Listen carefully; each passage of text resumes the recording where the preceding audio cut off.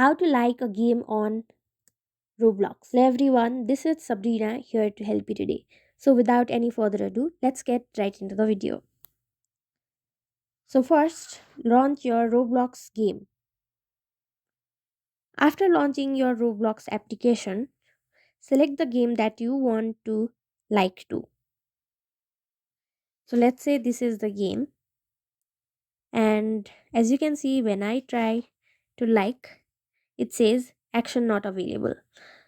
So, in order to fix that, what you will have to do is first play the game for some time, and after that, go back and do the same option, and it will work.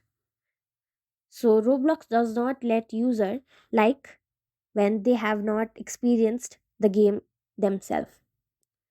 So, thank you for watching this video. Make sure to like, share, and subscribe to our YouTube channel.